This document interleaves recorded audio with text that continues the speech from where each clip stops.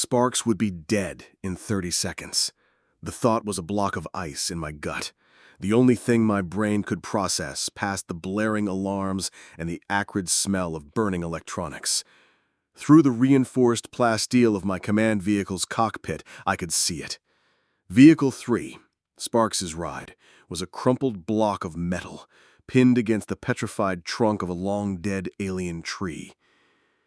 Outside, the mandibles of the thorn maw ground against its hull, slowly, methodically, like a hydraulic press crushing a tin can. Each high-pitched screech of tortured metal was a second ticking off a clock only I could hear. A fresh spider web of cracks appeared on Sparks's cockpit window, glowing red in the emergency lights, and it was my fault. My call. I'd seen an opening, a flank exposed after we'd taken out the last wave. A calculated risk, I'd told myself. A chance to push through and collapse the tunnel entrance they were pouring from, to cut the head off the snake. My calculation had been dead wrong. I hadn't accounted for the ambush from below. A scream cut through the comms, raw and terrified. It wasn't Sparks. It was a rookie driver from Vehicle 5, his voice cracking. "It's right on top of him. Sir, its jaws are breaking through." Regret was a luxury for a later date, preferably over a bottle of cheap whiskey. Right now, there was only the problem. My eyes scanned my console, ignoring the cascading damage reports. I was looking for a solution, a tool, an advantage, anything. My gaze locked on the breaching charge launcher on the wall rack next to me. It wasn't a weapon. Its job was to fire heavy, magnetic pitons into rock faces from a distance, setting up anchor points for demolition charges. A tool for breaking rocks, not monsters. But the launcher itself was solid steel, and the pitons it fired were dense, heavy slugs of metal. It packed one hell of a punch. An idea, a stupid, desperate, and probably suicidal idea, crystallized in my mind. I unbuckled my restraints, the automated system shrieking in protest. I grabbed the launcher, its familiar weight a grim comfort in my hands. Keying my command-wide comms channel, I kept my voice as level and steady as I could manage. There was no room for panic, not from the foreman. "All units," I barked as I keyed my command-wide comms channel, my voice cutting through the rookie's panicked sobs. "Give me covering fire on the beast's optic clusters. Draw its attention." I took a deep breath, the smell of ozone filling my lungs. "I'm going outside." But to understand why a man like Foreman Jax would willingly step out of a 10-ton armored vehicle into a storm of claws and teeth, you have to go back 3 weeks, back to when the planet Veridia was still a paradise. Veridia was a world painted in 1,000 shades of green. Its continents were covered in ancient, kilometers-high forests. Its oceans were choked with vibrant kelp, and its air was sweet with the pollen of 1 billion flowers. It was a symphony of life, and its conductors were the Veridians. They were a tall, slender people with skin that held a soft internal luminescence. They didn't build cities of steel and concrete, they grew them. Using their unique physiology, they could produce complex, focused sonic frequencies, songs that coaxed roots into weaving into load-bearing arches, encouraged crystalline structures to form into glowing windows, and persuaded flowers to bloom in cascading patterns along their living walls. They were gardeners on a planetary scale. Their entire existence was a peaceful, symbiotic dialogue with the world around them. The disharmony began with a shadow that fell from the sky. It wasn't a ship. It was a migratory spore the size of a small moon, a dead, pock-marked thing of brown and gray that looked like a necrotic tumor against the vibrant blue sky. It didn't burn up in the atmosphere. It didn't crash in a fiery explosion. It simply fell, landing with a sickening, continent-shaking thud in the heart of the great northern jungle. And from its decaying husk, they came, the thorn maws. They weren't animals, not in any sense the Veridians understood. They were machines, made of meat and chitin, moving with a singular, terrifying purpose. They were the size of small ground cars, armored in thick, dark brown plates and propelled by 6 powerful scythe-like legs. But their most horrifying feature was their head, which was almost entirely a set of massive, rotating, grinding mandibles. They didn't hunt. They didn't kill for food. They simply processed. They moved in a line, a wave of consumption that left nothing but gray, lifeless soil in its wake. The sound of their advance was the grinding of 1,000 sawmills, a cacophony that tore through the planet's gentle symphony. The Veridians tried to sing to them, to calm them, to turn them away. Their songs, which could coax life from stone, had no effect. The Thornmaws didn't even seem to notice. They were a physical problem that had no answer in the Veridians' elegant sonic language. On a remote mountain peak, thousands of kilometers away from the impact site, Dr. Elena Vance watched it all unfold on her monitors. For 5 years, she had been the sole human operator of the Xenobiology Outpost 7, a quiet research station dedicated to studying Veridia's unique ecosystem without interfering. That directive, non-interference, now felt like a death sentence. She watched the gray, dead zone expand on the satellite maps. She saw the drone footage of the Veridians fleeing in silent terror from the unstoppable wave. Protocol dictated she should only observe, report, and wait for orders. Morality screamed at her to do something else. Breaking every rule in her contract, she bypassed the standard scientific channels. She compressed all her data, the creature's biological makeup, the composition of its armor, its rate of consumption, and broadcast it on an encrypted emergency frequency she prayed someone was still monitoring. It wasn't a call to the military or the diplomatic corps. It was a Hail Mary to the only people she thought could understand a problem of this nature, the Planetary Reclamation Corps. The call was answered 3 days later, not in a pristine government office, but in the gritty, oil-stained briefing room of the PRC orbital station Grindstone. Foreman Jax stared at the holographic image of a thorn maw tearing a tree apart. His face, a roadmap of scars from a lifetime of hazardous work, was impassive. Across the table, a young man with bright, energetic eyes named Sparks whistled. "Now that's a big bug," Sparks said, tapping at his own datapad. "Look at that chitin density, almost a 7 on the Mohs scale. Nasty." "It's a Category 4 infestation," Jax said, his voice a low gravel. He took a long drag from his electronic cigar, the tip glowing a dull red. He looked less like a savior and more like the solar system's most effective janitor. "Not quite like this, boss," Sparks countered, pointing at a chemical breakdown. "Dr. Vance's data shows their armor is laced with metallic composites from the soil. They get tougher the more they eat." Jax nodded slowly. "So we get there before they eat the whole damn planet." He looked around at the rest of his 5-person crew, a team of grizzled veterans who looked more comfortable holding a plasma torch than a rifle. "Pack up the mole, we're going gardening." Their ship, the PRC-7 Mole, was a far cry from the elegant vessels of the Navy. It was a repurposed asteroid hauler, ugly, functional, and covered in scorch marks. It was less a ship and more a flying workshop, packed to the gills with the tools of their trade, industrial drills, chemical sprayers, seismic charges, and heavy-duty demolition equipment. When the Mole descended through Veridia's atmosphere and landed near a Veridian settlement, The natives who came out to greet them were awestruck and terrified in equal measure. They expected warriors of light. They got 5 humans in heavy, grease-stained work gear, stepping out of a noisy, intimidating machine.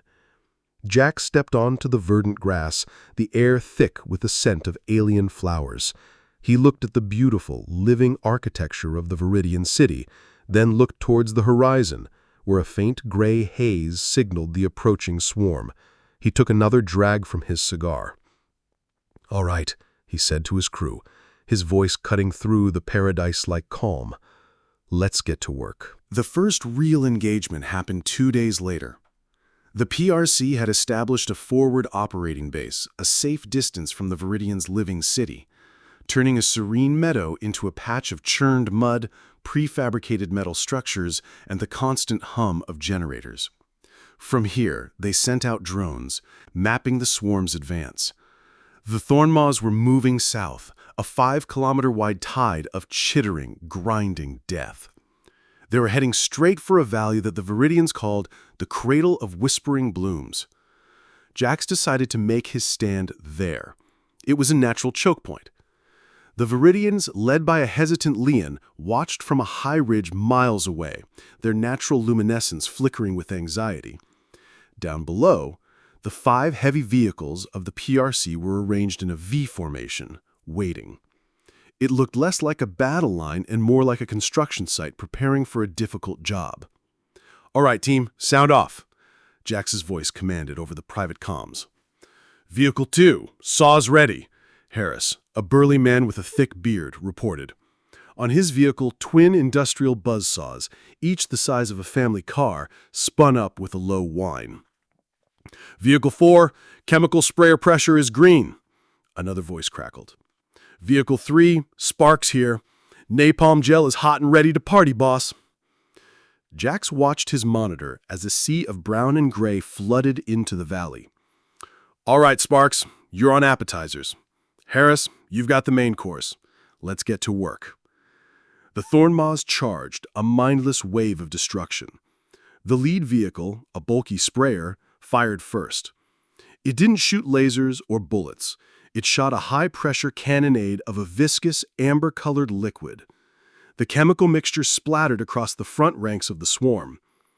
For a second, nothing happened. Then the effect became horrifyingly clear. The tough, dark brown chitin shells of the Thornmaws began to pale, turning a sickly crystalline white. The chemical wasn't a poison. It was an embrittlement agent. It made their armor brittle as old glass.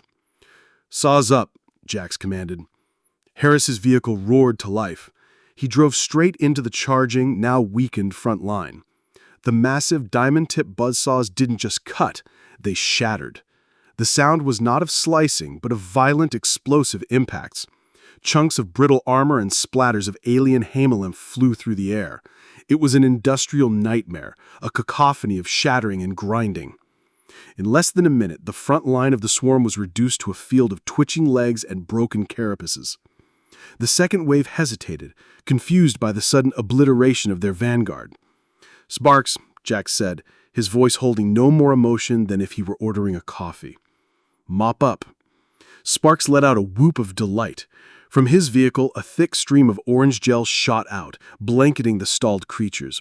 It wasn't just fire, it was a punishment. The gel stuck to their bodies, melting through their joints and cooking them alive inside their shells. The air filled with the stench of burnt chitin and an alien sizzling sound. The rest of the swarm, a creature of pure instinct, finally understood.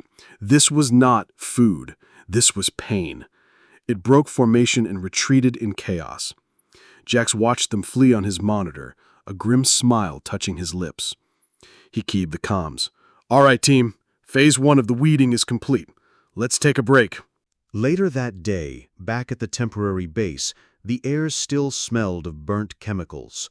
Dr. Elena Vance found Leon standing at the edge of the camp, staring out at the valley, now a smoldering black scar on the green landscape. The Veridian's glow was dim, his posture radiating a profound sense of horror. You don't fight," Leon said softly, his voice a low hum of disbelief. "It is so absolute." Vance stood beside him, her own expression weary. "For them, it has to be.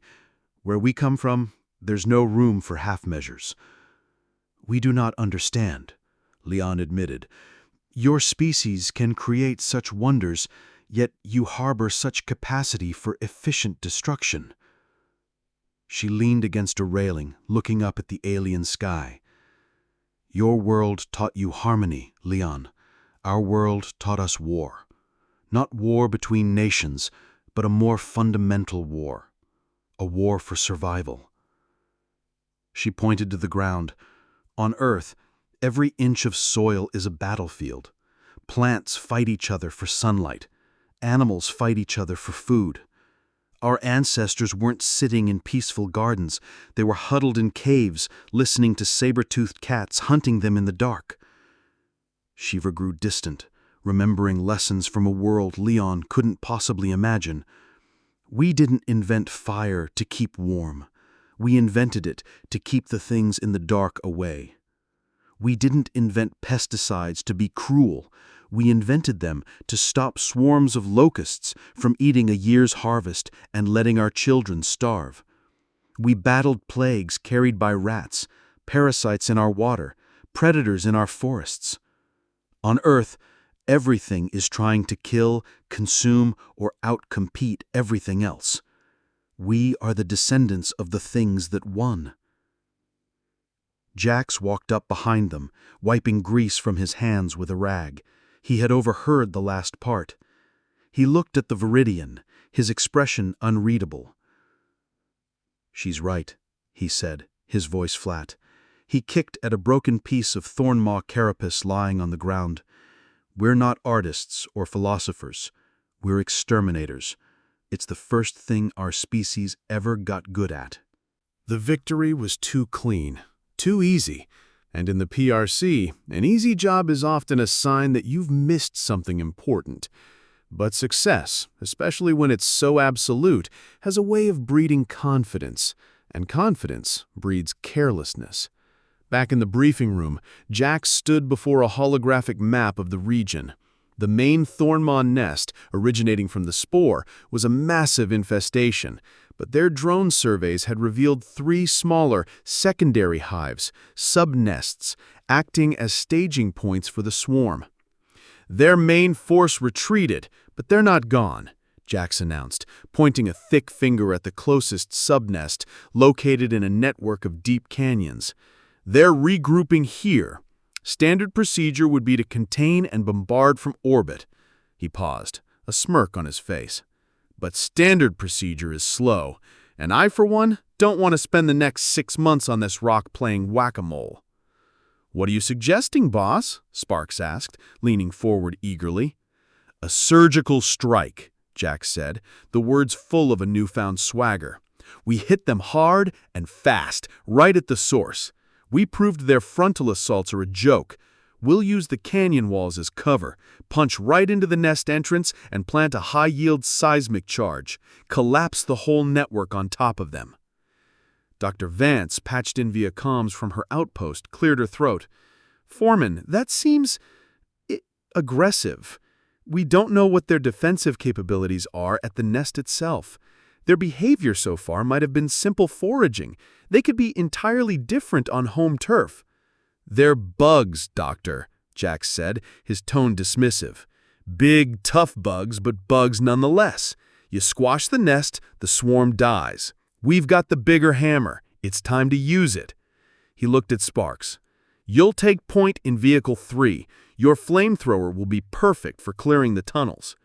Sparks beamed, thrilled at the responsibility. The rest of the crew, buoyed by their recent victory, nodded in agreement. The plan was set. 2 hours later, the 5 vehicles of the PRC rumbled into the mouth of the canyon network.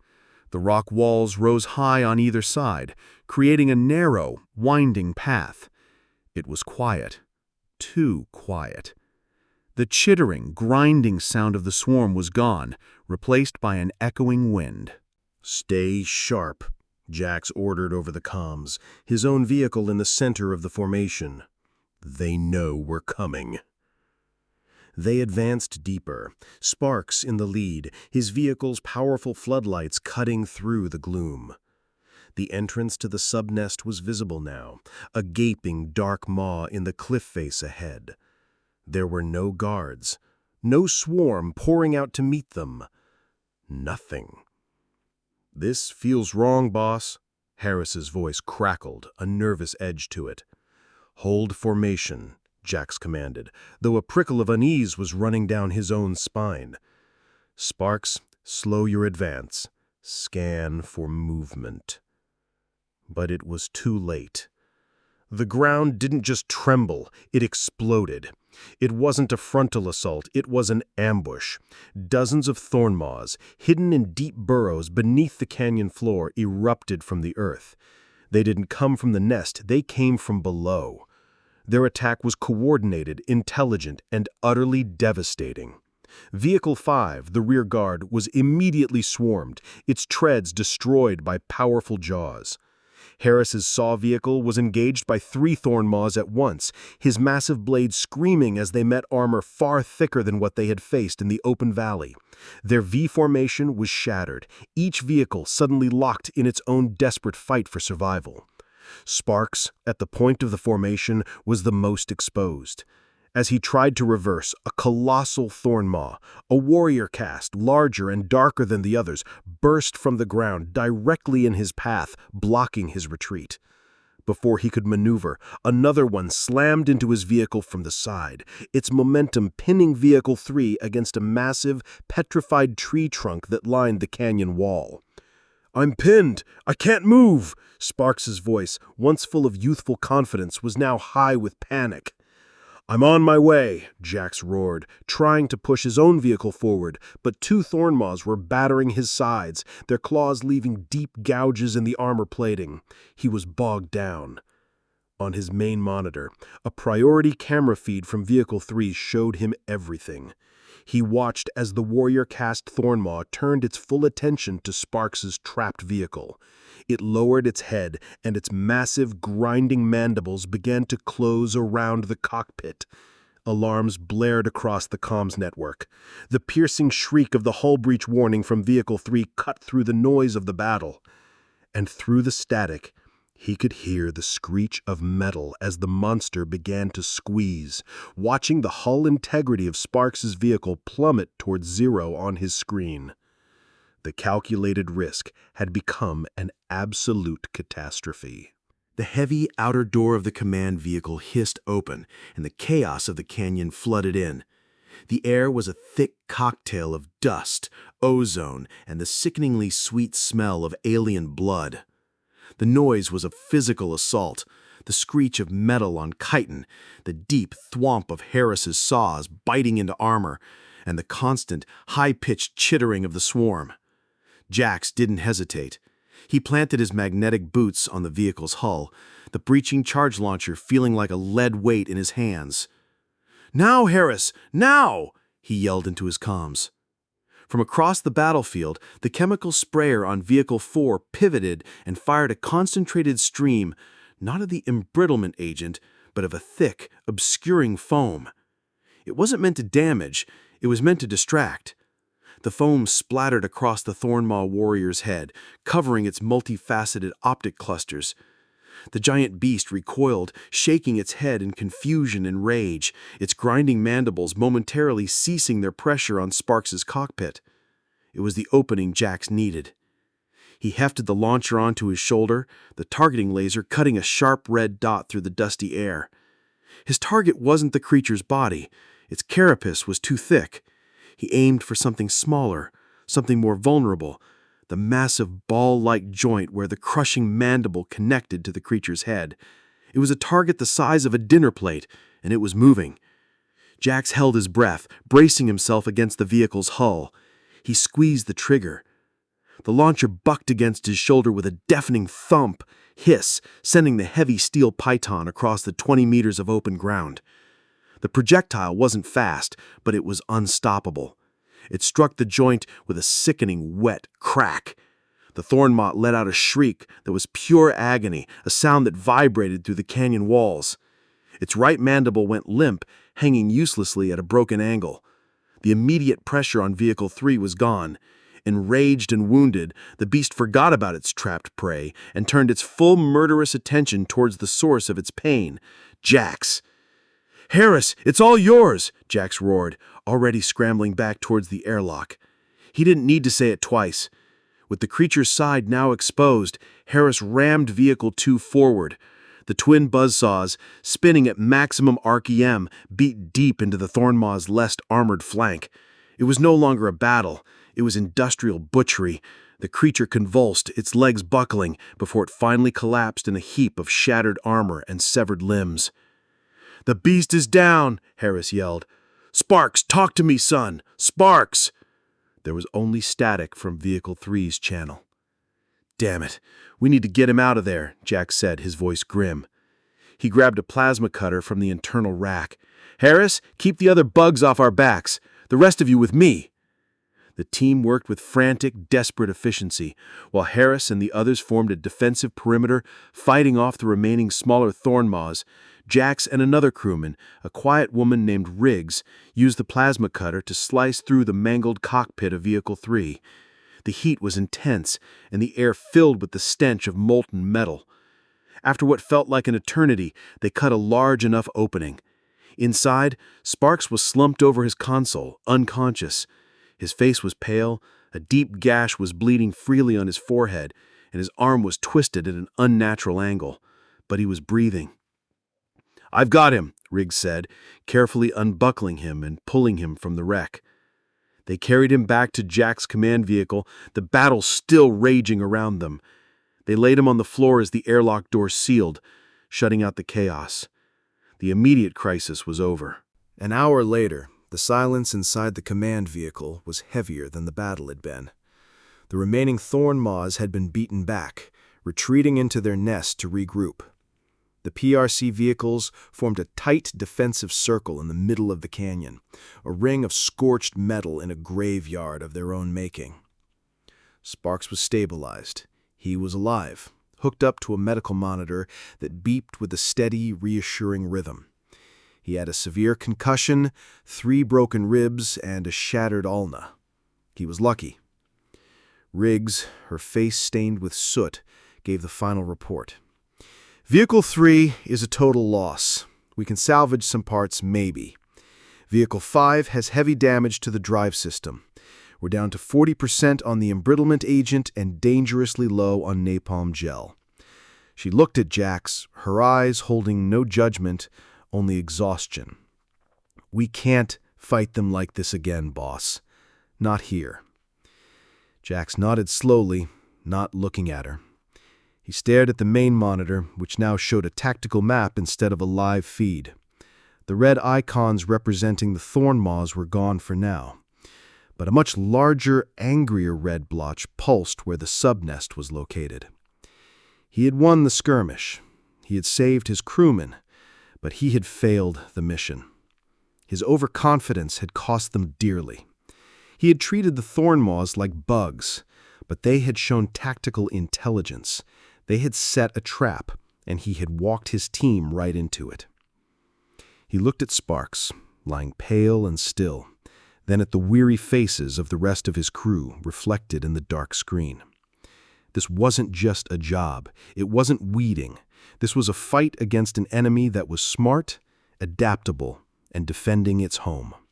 His hammer-and-tongs approach had failed. The arrogance he had felt after the first easy victory was gone, replaced by the cold, heavy weight of command. The next plan wouldn't be about brute force. It would have to be about brains. It would have to be perfect. For 2 days, the PRC team did not engage. They pulled back, repaired what they could, and planned. The briefing room of the mole was no longer filled with the swagger of impending victory, but with the quiet, focused intensity of a team that had stared into the abyss and survived. Atmospheric data, chemical dispersal models, and biological analyses provided by Dr. Vance. "All right," he began, his voice low and even. The old way didn't work. We treated them like dumb animals, and they outsmarted us. We won't make that mistake again." He looked at Sparks, who was sitting at a console, his arm in a medical brace. "Sparks, tell me about those pheromones." "The queen is the signal," Sparks explained, his voice a bit weak but his eyes sharp. "She broadcasts a constant low-level pheromone that keeps the swarm coherent.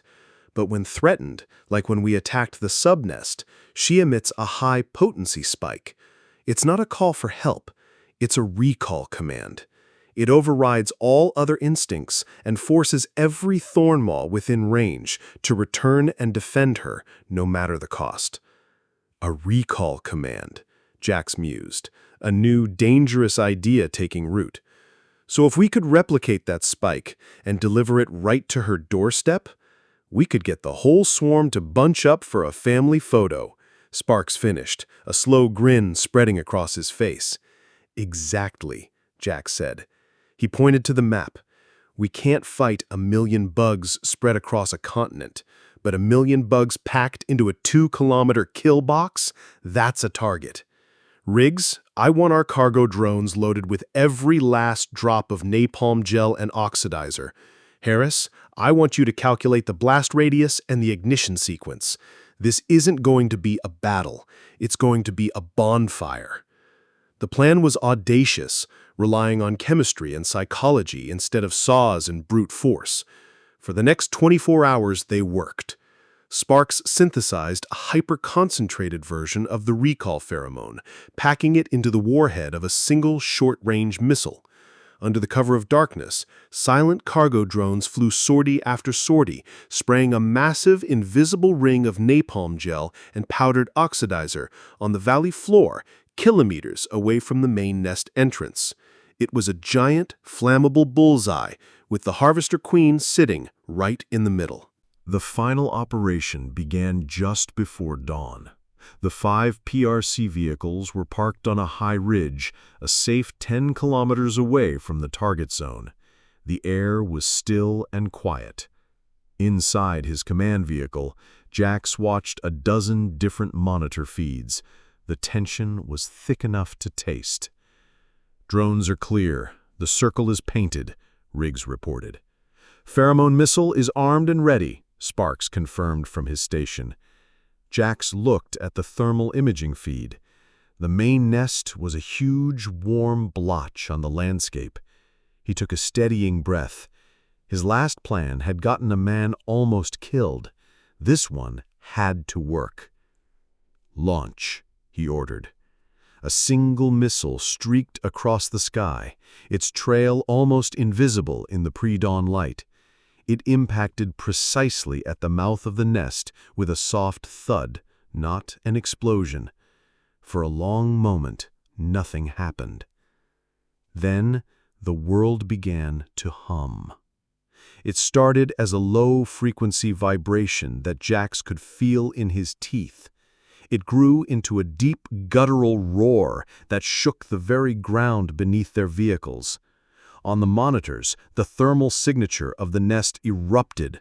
A tide of living heat poured out, a seething ocean of thornmaws. But they weren't spreading out. They were all charging in one direction, towards their queen, drawn by the irresistible chemical command. From every corner of the continent, the swarm answered the call.